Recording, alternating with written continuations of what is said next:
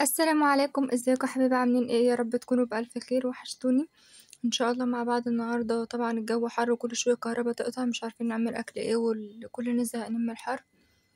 النهارده بقى قلنا هنعمل سمك، نجيب سمك مشوي كده، ونعمل شويه رز وسلطه، ونعمل بابا غنوج.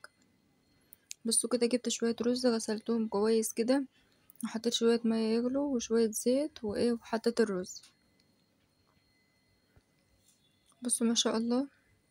آه بدأ بقى المية تنشف من عليه، سبته كده على النار، واول لما المية تنشف هوطي عليه خالص بقى. انا جبت بتنجانتين كده حطيتهم على النار يستووا كده، وبعدين هحط عليهم ايه، جبت يوم الخميس شوية فلفل احمر كده وعملته في الخلاط. بصوا في البرطمان اهو، فلفل احمر على توم على شوية زيت على شوية كمون على شوية ملح. تعملهم بقى في الكب بقى وفي الخلاط، وتحطهم كده في برطمانات بقى، تحطي على بتنجان، تحطي على سمك، على اي حاجة. وفي ناس بقى بتعمل ايه، هرسة الشطة دي.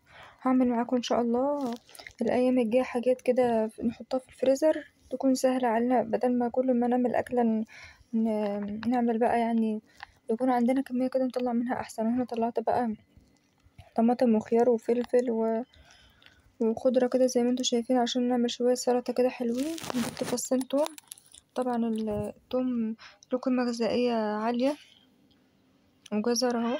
بصوا ما شاء الله.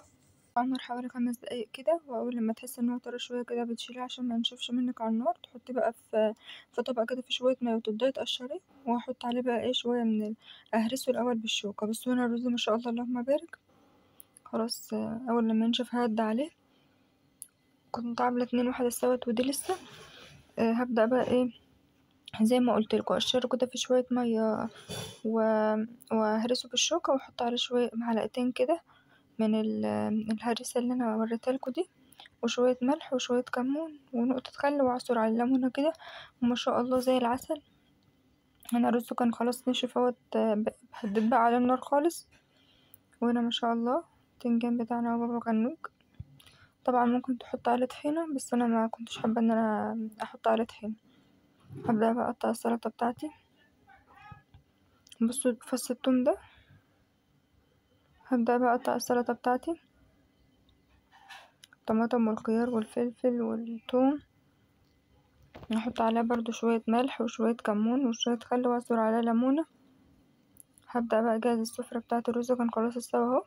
هبدأ بقى ان انا اغرفه زي ما انتوا شايفين كده، واحط بقى البابا غنوج بتاعي ده، واقلب السلطة بقى، احط عليها شوية ملح وشوية كمون وشوية خل كده، وابدأ بقى احطها في الاطباق.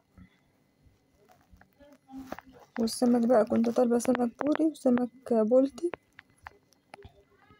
البوري ب90 جنيه النهاردة. بدأت بقى قطعت كذا بصلة كده، ما كنت عاوزة اعملهم بمية وخل وكده، بس ما كانش فيه وقت عشان كنت جعانة بقى، فقطعتهم كده بسرعة وخلاص كده كده هيتاكل يعني. والبوري اهو ما شاء الله اللهم بارك. وبصوا البولتي كنت طالباه، بصوا ما شاء الله اللهم بارك، كان زي العسل.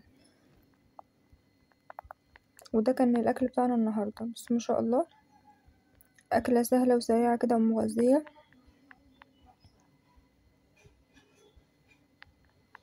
ما تنسوش يا حبايبي بقى تدعموني باللايكات، وتعملوا اشتراك في القناه، وتبعتوا بقى لينكم القناه لحبايبكم، وقولوا لي في التعليقات بقى لو حابين اعمل لكم اي اكلات الايام الجايه وكده. وان شاء الله الاكلات الجايه نحاول ان احنا نعمل لكم اكلات بسيطه وسهله كده، عشان موضوع الكهرباء اللي بتفصل والجو اصلا حر. مستنيه منكم الدعم. متنسوش بقى اللايك والاشتراك في القناه. سلام عليكم.